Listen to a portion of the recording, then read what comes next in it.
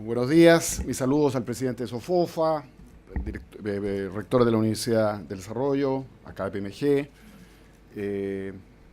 Es un placer estar esta mañana con ustedes. Me quedé pensativo con el título de la reunión. El partido entra al segundo tiempo. No debe interpretarse que el partido es entre gobierno y oposición, y así interpreto las palabras de los que me han precedido, y particularmente la del subsecretario, que celebro el tono conciliador y receptivo a las observaciones que ha merecido el proyecto de reforma. Creo que el verdadero partido es contra la pobreza, contra la desigualdad de oportunidades y en favor del desarrollo. Voy a hacer una presentación breve, que es más o menos la que me tocó hacer ayer en la Comisión de Hacienda del Senado. Voy a referirme a los objetivos de la reforma, voy a referirme a la tributación de las rentas de las empresas en el mundo, a nuestro sistema tributario, el llamado FUT, y sus efectos, en las propuestas que hace la reforma y sus posibles efectos, otras propuestas surgidas en el debate, y voy a hacer una propuesta que me tocó hacer ayer, que es un ajuste interesante, me parece, al sistema actual, que permite trabajar sin renta atribuida y también sin FUT.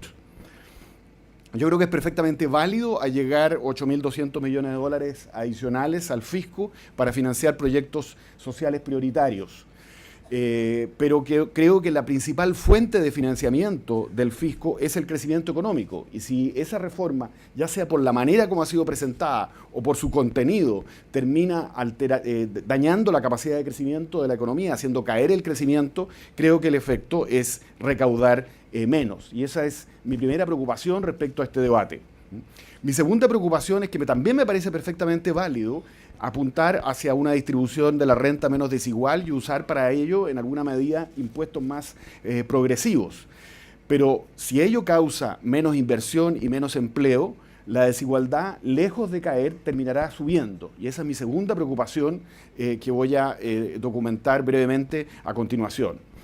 Quiero agregar de que no es posible, en mi opinión, separar el debate sobre esta reforma respecto de la situación de la actual coyuntura económica, en que el crecimiento ha caído por debajo del 3%. Yo no creo que esto pueda ser atribuido solamente a la reforma. Hay un conjunto de factores externos e internos que están provocando esa situación. Pero lo que yo creo que a mí no me cabe duda es que la reforma, tal como está concebida, no ayuda a levantar las expectativas, levantar la inversión y hacer crecer la economía. Quiero decir también de que yo creo que una mayor inversión en capital humano, en educación, es necesaria en Chile, y que eso mejorará, si se hace bien, la productividad y la capacidad de crecimiento. Pero eso no nos excusa de buscar la mejor forma de financiar ese proyecto rentable. Cuando se habla de que esta reforma puede dañar el crecimiento por el lado tributario, pero tiene una ventaja en que ayuda al crecimiento porque es más inversión en educación, a mí me parece que eso carece de lógica. Lo que hay que hacer es financiar los proyectos rentables de la manera menos dañina posible. Y en consecuencia, lo que tenemos que sentarnos es a buscar, y así sentí que las palabras del subsecretario avanzan en esa dirección. Tenemos que sentarnos a buscar cuál es la mejor forma de financiar este proyecto socialmente rentable para Chile, que es más una educación de mejor calidad. Respecto a la primera preocupación, hay ahí 12 curvas que muestran el crecimiento de la recaudación tributaria en el tiempo. La curva azul es sin reforma y con crecimiento del 5% por año. La curva roja es con reforma, que recauda 3% del PIB, pero que con un crecimiento del producto de 3% por año, similar al que estamos viviendo en este momento. Y como se observa ahí, en el periodo 2014 a 2018, la reforma logra aproximadamente neutralizar el impacto del menor crecimiento. Sin embargo, desde el 2018 en adelante, la curva azul se va por arriba de la curva roja y entonces empieza a perderse recaudación. Y esa es mi preocupación. Justamente cuando, por ejemplo, una buena reforma educacional va a estar necesitando más financiamiento, porque los requerimientos de financiamiento son graduales en el tiempo, son progresivos, justamente cuando esa reforma esté necesitando más financiamiento, una economía que crece poco porque se le ha aplicado una reforma tributaria inadecuada, termina recaudando menos y en consecuencia faltando el financiamiento necesario para llevar a cabo esa reforma. La segunda preocupación es la correlación entre desempleo y desigualdad. Y en este punto yo esto lo echo de menos en el debate que hemos sostenido en Chile. Si uno mira la correlación que existe entre el índice Gini de desempleo, que está, el índice Gini de desigualdad, que está ahí en azul, extraído de las cifras de la Universidad de Chile, que son para Santiago, y lo compara con la tasa de desempleo también para Santiago de la misma fuente, Universidad de Chile, observa una estrecha correlación. Desde un nivel alto de desigualdad en torno a levemente por debajo de 0.5 en los 60, la desigualdad subió hasta fines de los 80, más o menos en paralelo con la subida del desempleo. Después cayó durante los 90 y vuelve a subir durante la década pasada cuando el desempleo sube, a partir básicamente de la crisis asiática, para finalmente iniciar una caída en los últimos años, y una caída muy profunda en los últimos 4 años cuando el desempleo bajó fuertemente. A mí me llama la atención que esto no esté en el debate, me llama la atención que no se tome en cuenta que si aplicamos una mala reforma tributaria que daña la inversión, que es la creación de fuentes de empleo, vamos a provocar más cesantía, menos crecimiento de los ingresos laborales y vamos a provocar entonces no menos desigualdad, sino que más desigualdad. Y estas cifras curiosamente no están. Me tocó asistir ayer a la Comisión de Hacienda del Senado y asistir a la presentación de Ricardo French Davis, por ejemplo, en que muestra las cifras de desigualdad, esta misma serie, pero cortada hasta el 2009, sospechosamente. Y eso poda precisamente el periodo 2010-2014, en que hay una fuerte baja del desempleo y una fuerte mejoría del índice Gini de desigualdad. Me refiero ahora a la carga tributaria de Chile y de los países OCDE para efectos de comparación. O sea, esto es importante porque se ha dicho que la reforma persigue de alguna manera ponernos al día. Y así ha sido con lo que es la usanza de los países desarrollados, así ha sido vendido afuera, eso es lo que se ha tragado ingenuamente el señor Gurría o Madame Lagarde, que debe estar preocupada más bien de los problemas de su jefe en París, que está detenido en este momento, o su ex jefe más bien. La verdad es que nosotros efectivamente tenemos una tasa de recaudación tributaria de 20% del producto, esto es excluyendo los aportes a seguridad social, comparado con el promedio de 26% en los países desarrollados. Pero donde está la gran diferencia, cuando uno mira la composición de esa carga tributaria, si uno mira las dos áreas de arriba, las que están en azul, el azul oscuro corresponde a lo que se recauda en Chile de las empresas. 4,8% del producto el año 2012, incluyendo 0,3% que corresponde al impuesto a la minería. Y eso se compara con un 3%, que es lo que se recauda en el promedio de los países desarrollados. Estos son porcentajes del producto en los países desarrollados. En consecuencia, para el caso nuestro, se recauda más de las empresas de lo que se recauda en promedio de los países desarrollados. Y la gran diferencia está en el área siguiente, es la recaudación desde las personas. En el caso nuestro es 3% del producto casi, en el caso de los países desarrollados o el promedio de la OCDE es 9%, 3 veces más.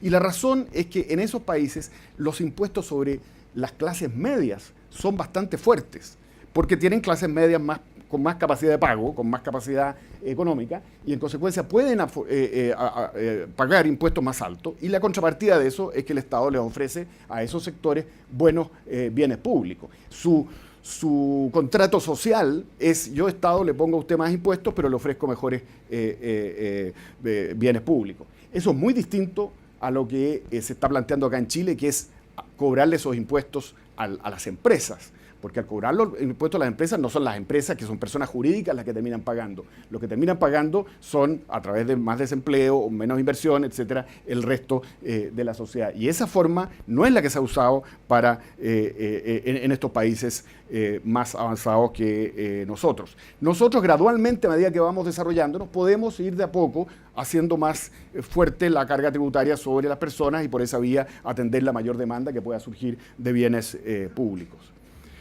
Me refiero ahora a la carga tributaria sobre las empresas. ¿Cuál es comparando el promedio de los países OCDE con Chile?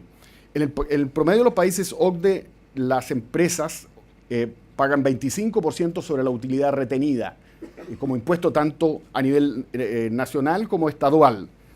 Y las utilidades distribuidas pagan tanto en la empresa como a nivel personal un impuesto total de 43%. Eso es 18 puntos de diferencia en el promedio de los 30 y tantos países de la OCDE. Y el caso nuestro es 20 a nivel de utilidad retenida, 40 de utilidad distribuida, tomando en ambos casos, tanto para la OCDE como para nosotros, la tasa marginal superior del impuesto a las personas. Esa es la situación. Ahora, en el caso de los países OCDE, en general han bajado los impuestos, si uno mira desde el año 2000, 31 países bajaron la tasa del impuesto corporativo, solamente 3 la subieron, entre esos 3 está Chile. Las tasas de las economías más dinámicas son mucho más bajas que este promedio. Por ejemplo, el caso de Irlanda con 12,5%, el caso de Singapur, que no está en el promedio porque no es OCDE, 17%, Hong Kong, Taiwán también tienen 17%, Polonia, que acaba de ser destacado por la revista The Economist como una de las economías más exitosas, digamos, del mundo de Europa Central, 19%. De impuestos sobre las empresas. Entonces, esta forma de diferenciar impuestos retenidos sobre las utilidades retenidas, que son más moderados que los impuestos sobre las utilidades distribuidas, es habitual en los países OCDE. ¿Cómo funciona nuestro sistema? Nuestro sistema actual es integrado, es decir, una escala común para las rentas del capital y del trabajo, lo cual tiene la gran ventaja que tiene es que tiene equidad horizontal. Y esto es un esquema bastante poco común porque solamente hay 4 países de la OCDE que tienen un sistema equivalente al nuestro. Pero muchos tienen un sistema de integración parcial. Es un sistema diferenciado, como veíamos que ocurre generalmente en los países de la OCDE, en cuanto a que las utilidades reinvertidas pagan una tasa mucho menor que las utilidades distribuidas, 20 versus 40, y la diferencia es lo que se anota en el FUT. Y esto es una fórmula muy habitual, como decíamos, en los países OCDE. Es un sistema más que flexible, tiene esa gran ventaja. Y esto es algo que no siempre se entiende bien. Las utilidades reinvertidas conservan este beneficio de pagar una tasa más baja, no solamente si se usan para financiar los proyectos de la propia empresa, sino que también si se usan para financiar los proyectos de los socios de la empresa, o si a través del mercado de capitales se usan para financiar los proyectos de terceros. Esa es una gran ventaja de este sistema, porque desconcentra. De otro modo, si uno concentra el beneficio solamente en la empresa que genera la utilidad, estaría construyendo un gran conglomerado, ¿no? Engordando, digamos, infinitamente la empresa que generó la utilidad. Esto es desconcentrador. Esto es un mecanismo que permite financiar a los emprendedores y desarrollar el mercado de capital, en el cual, entre otros, se financia el propio Estado cuando necesita levantar recursos mediante deuda. Tiene la desventaja de que esta flexibilidad puede prestarse para, ya sea por falla normativa o de fiscalización, a una elusión abusiva, y por eso hay que estar continuamente resolviendo los portillos, los forados, las filtraciones que se producen, y la reforma resuelve en buena forma algunos de esos problemas. Pero a mí me parece que hay que aclarar que no hay nada de anormal ni incorrecto en que primero el FUT sea muy grande, que por ejemplo represente una vez el PIB. De hecho, si uno hace la matemática de esto, debería estar entre 2 y 3% del PIB, dada la fuerte tasa de ahorro empresarial. Tampoco es nada extraño ni inconveniente en que no esté invertido en el activo fijo de la empresa, el FUT, sino que precisamente sea invertido por terceros, como comentábamos.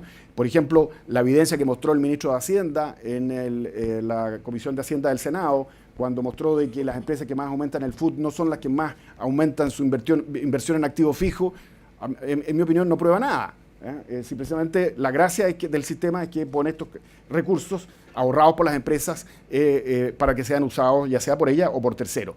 Y tampoco me parece incorrecto en absoluto que se utilice para internacionalizar nuestras empresas. Al contrario, creo yo que la formación de estas empresas chilenas multilatinas es un beneficio para el país porque nos permite exportar servicios empresariales. Y nuestro sistema está provocando, entre otros factores, un fuerte ahorro empresarial. Del ahorro nacional bruto, la mitad, 10,5 puntos del PIB, es ahorro de las empresas del año pasado, y de la inversión extranjera, un tercio, 2,6%, se financia con utilidades reinvertidas. Vale decir, la suma de esas dos fuentes, se aprovecha de saludar a don Andrés Velasco.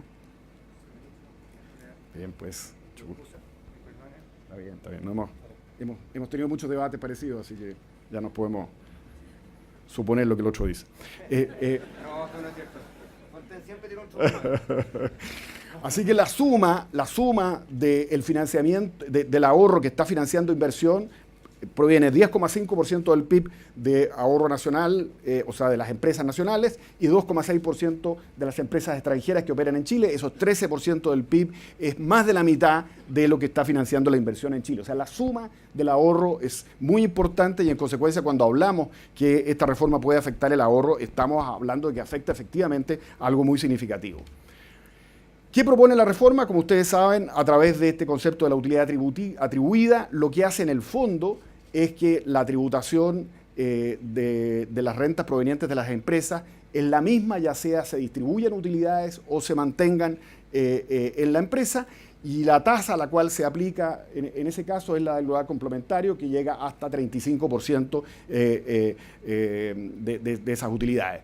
En consecuencia, la reforma es exactamente equivalente, y esto es importante tenerlo claro, exactamente equivalente en sus efectos económicos, fiscales y distributivos a subir el impuesto de primera categoría de las empresas desde el 20 al 35%. Eso es lo que la verdad hace la reforma. Y lo hace a través del concepto de la renta atribuida, que como ustedes saben es un concepto complejo, novedoso, difícil de entender y probablemente muy difícil de operar, y impone este 10% de retención adicional que ha provocado gran debate. En el día de ayer, por ejemplo, en la Comisión de Hacienda fue uno de los temas en discusión, y a mí me parece que ese es un detalle en el sistema. Lo realmente relevante no es el 10% de retención, es que el concepto es que la renta, ya sea que se distribuya por parte de la empresa o se retenga en ella, pague hasta 35% de impuestos, y eso nos pone, como pongo ahí en esa tabla, siendo el tercer país con el impuesto más alto sobre las corporaciones. El impuesto que paga la renta retenida de las empresas pasa a ser 35% y no superarían solamente Japón y Estados Unidos. Yo creo que no se puede plantear seriamente que un impuesto tan fuerte como este no vaya a tener consecuencias importantes en el ahorro, en la inversión y en el crecimiento. Y por eso me parece perfectamente explicable que las exposiciones que han hecho la gran mayoría de los economistas que han ido a la Comisión de Hacienda del Senado han planteado que efectivamente los efectos de la reforma pueden ser muy negativos sobre el crecimiento. Primero porque esto crea mucha incertidumbre. La novedad de este sistema, que no se sabe bien cómo va a trabajar, va a generar una incertidumbre que no se va a despejar hasta después del 2018. O sea, tenemos prácticamente todo el resto de la década sin saber cómo podría operar un mecanismo de este tipo, que es nuevo y que tiene muchas complejidades, y eso obviamente paralizaría decisiones de inversión y empleo. Pero aparte de eso, ya evaluando el sistema en régimen, o sea, conocido y supuestamente operando bien, hay perfecta claridad que provocaría menor inversión, menor ahorro, menor inversión extranjera, más endeudamiento con la fragilidad que eso que eso crea, menos emprendimiento. El subsecretario decía que no está en contra del emprendimiento el gobierno, sino a favor, pero obviamente ponerle 35% de impuesto a las ganancias de capital o a los retornos de las buenas ideas, que es claramente negativo para emprender y afecta a las pymes. Se han dado muchos números sobre los efectos, no me voy a extender sobre eso, pero quiero solamente mencionar de que en el debate, por ejemplo, un buen amigo nuestro, economista, llegó a decir de que para él la reforma no es catastrófica, sino que solamente, digamos, que produce efectos significativos, pero no catastróficos. Y ese efecto no catastrófico lo evalúa en hasta 6% de caída en el Producto Interno Bruto permanente. O sea, 16.000 millones de dólares menos de ingreso nacional para cada uno de los próximos años. Si uno valora el impacto en riqueza nacional que significa esa pérdida, usando, por ejemplo, la relación precio-utilidad de la bolsa para evaluar el flujo futuro, que significa 16.000 millones de dólares menos por año, esos son 240.000 millones de dólares, es decir, un 90% del PIB. O sea, aquí estamos hablando de una reforma que que se dice que puede llegar a tener un costo de, digamos, 10 o 15 veces el Transantiago. Se ha hablado de alternativas. Se ha dicho, por ejemplo, que una alternativa es la que mencioné, subir el impuesto de primera categoría al 35%, que provocaría, obviamente, daño fuerte sobre ahorro e inversión, como provocaría también este proyecto, pero tiene una ventaja de simplicidad. Se ha hablado de un FUT corregido. Se ha hablado de un sistema desintegrado, que es una fórmula posible, pero que tiene el gran problema de que no respeta la equidad horizontal y en consecuencia habría que agregarle a esa fórmula un esquema especial para atender a las pymes o para atender a los pequeños inversionistas que de otro modo quedarían perjudicados. Y al hacerse eso, obviamente, el sistema se complejiza mucho. O una alternativa 4, que es la que yo presenté ayer, que más o menos corresponde a lo siguiente: tributación sobre base de vengada para las empresas y sobre la renta percibida para sus socios accionistas, como ocurre hoy día. Diferenciación de tasas aplicables, por ejemplo, utilidad reinvertida 25%, si se quiere recaudar una cantidad apreciable de recursos, habría que subir de 20 a 25% la tasa sobre la utilidad reinvertida, y aplicar sobre las utilidades distribuidas el global complementario y el adicional, que tienen un máximo de 35%. Pero y hacer un sistema integrado, pero con una integración simplificada. En vez de que los retiros entren al global complementario, como entran hoy día, con la tasa de primera categoría que pagaron en el pasado esas utilidades, sistema que es único, eso sí que es único de Chile, y que es, digamos, complejo, que se presta para ciertos manejos, y que crea además la idea de que como que el FUT es un préstamo, cuando en realidad lo que simplemente es una tasa menor en la medida que uno reinvierta. En vez de eso, establecer como crédito una tasa nocional que corresponda, por ejemplo, a la tasa promedio de impuesto de primera categoría que ha regido durante los últimos 20 años o durante los últimos 10 años y que se va moviendo como promedio móvil y que convergería, por ejemplo, a 25, pero partiría más o menos de 16 o de 17% y iría gradualmente convergiendo a 25. Una vez que llegue a 25, si no se ha movido la tasa de primera categoría, uno podría aplicar la fórmula australiana, que es aún más simple. Es simplemente el crédito es la tasa de impuesto del año, no la historia. Si uno hace esa breve modificación, tiene la ventaja de que permite terminar con el FUT, no solamente con el FUT futuro, sino que también con el FUT histórico. Se borra el registro, ya no es necesario el registro, simplemente lo que hay es un descuento de equivalente a la tasa promedia de los últimos años cuando se retiran utilidades de las empresas y entran al global complementario. Y ese descuento corresponde a la tasa promedia, digamos, de 10 o 20 años para atrás. Habría que hacer un tratamiento especial a las pymes porque el régimen que está planteando el gobierno es conveniente para la pequeña empresa, pero no para la mediana empresa. Yo soy partidario de un tramo exento de primera categoría de, por ejemplo, 10.000 UF. Y mi estimación es que la recaudación adicional que se podría generar por esta vía es de 0,9% del producto en lugar del 1,4% del proyecto actual. El proyecto actual cambia el orden de la prelación de los retiros de las utilidades y por eso pierde cierta recaudación que se ganaría con esta otra fórmula. Y por eso la diferencia es solamente de 0,5% del producto. Si se agregan los demás impuestos, a los cuales yo también tengo algunas observaciones, pero no voy a referirme a ellas, la recaudación total de esta fórmula sería 2,5% del producto. Y 2,5% del producto de una economía que crece al 5% corresponde a 8.200 millones de dólares en 2018, que es exactamente la cifra que acaba de decir el subsecretario que necesita. Así que con eso se cierra el cuadro. Concluyo diciendo entonces de que yo de verdad creo que el diseño de un régimen tributario es una de las materias más trascendentes de políticas públicas y por eso me alegro y quiero aprovechar de destacar la forma como ha sido debatido este proyecto en la Comisión de Hacienda del Senado, presidida por el senador Lagos Weber. Creo que he ahí un ejemplo de una discusión seria de un proyecto. Creo que no ha habido ni un otro proyecto en la historia de Chile, reciente al menos, que haya sido debatido con esa seriedad en el Congreso. Y creo que esto no solamente es importante para este proyecto, sino que en general como forma de operar en democracia.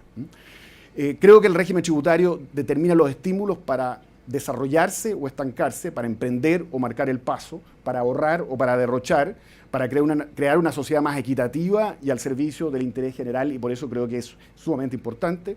Creo que la reforma propuesta por el gobierno persigue objetivos válidos, uno puede discrepar, yo discrepo de algunos de ellos, pero creo que son válidos, han sido votados masivamente por la ciudadanía, pero utiliza medios que son técnicamente inapropiados, y crea incertidumbre, desaliento empresarial, postergación de inversiones y de contrataciones, y yo no creo que eso sea responsablemente lo que queremos para Chile.